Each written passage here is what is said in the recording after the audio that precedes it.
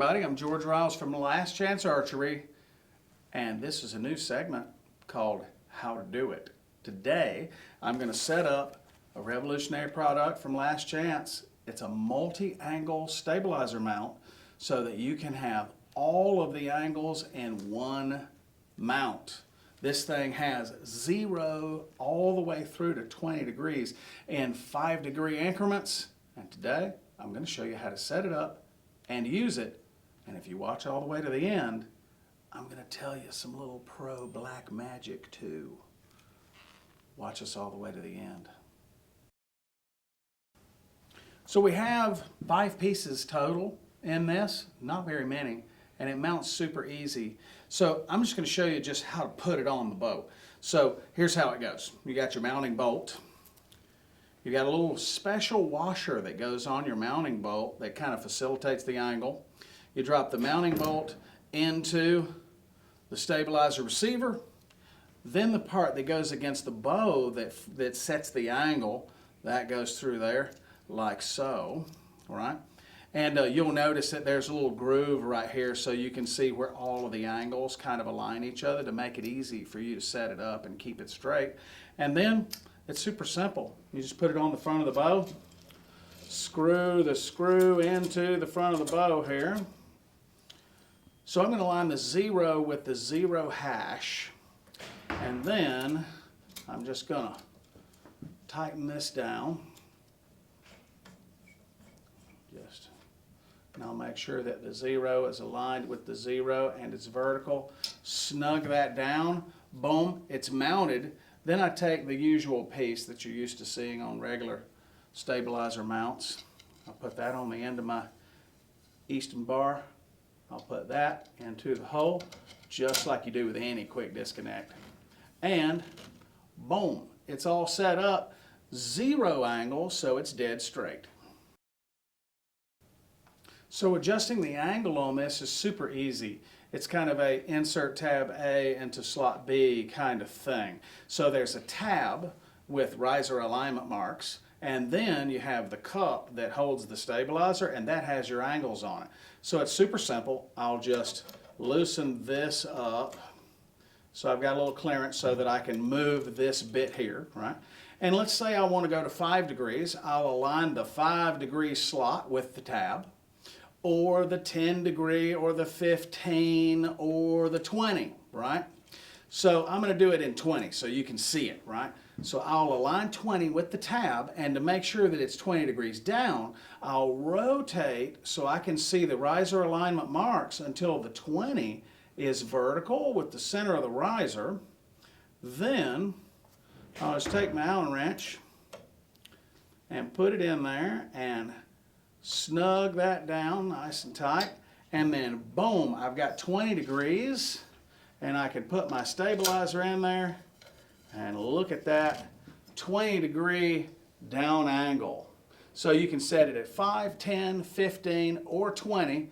Just align the slot with the label for the degree that you want with the tab, and then rotate the riser alignment marks so the degree that you want is facing up.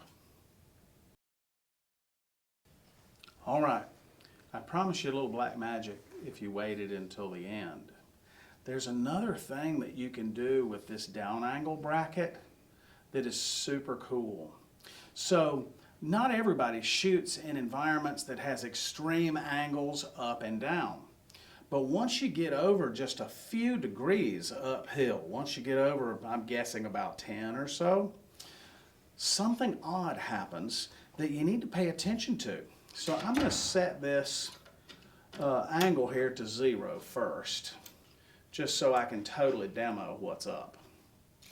First I'll set it to 0, snug her down, then I'm going to put my bar on, and then I'm going to put a back bar on here just to demo.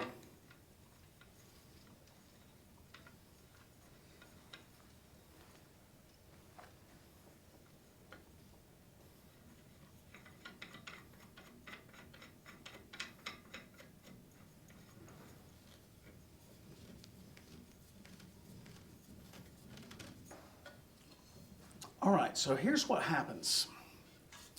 So normally I have my stabilizer set up with the idea that I'm shooting on the level, and this stabilizer is set to the outside to provide a little bias. So that way I don't have to protect the balance of the bow 360 degrees. I just have to hold against the bias, and it makes me appear to be more steady. However, with that bias, and when I have 20 or something ounces on the back of this bar, if I aim the bow uphill, so you see how this bar is at an angle, and then I have let off, this weight on the end of the bar wants to go straight. So because the bow, the weight wants to turn the bow like so, you see. So what that does is it'll mess up my third axis and make me miss left or right. So to counteract when I'm aiming extreme uphill or extreme downhill, and to make sure that I can still use bias, I can use this down angle to my advantage. And here's how it works.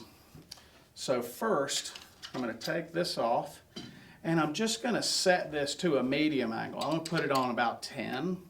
And you'll have to experiment, walk through all the angles, try out what it is that you need, because all the angles are here, so you can do it however you want. You just pick whatever angle you want and just set it, and you see how quickly that I'm changing this, so it's nothing to just swapping it out, right?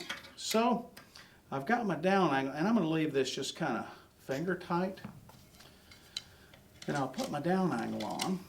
So right now I just have a regular down angle, and the riser alignment mark, the 10, is right in the middle. So my down angle is straight up and down.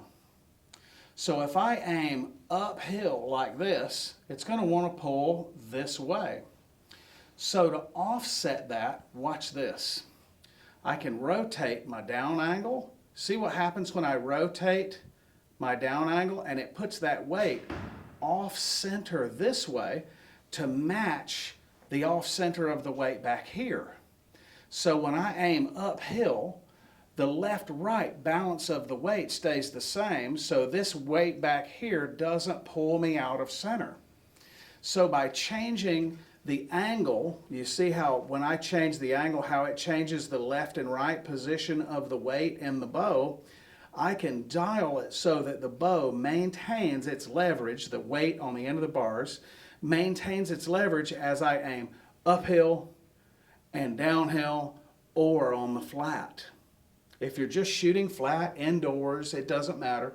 It only matters when you're shooting angles over, say, 10, 12 degrees. So there's a little pro black magic that nobody's told you before. So there it is. Just for watching all the way to the end, now you know how to do it.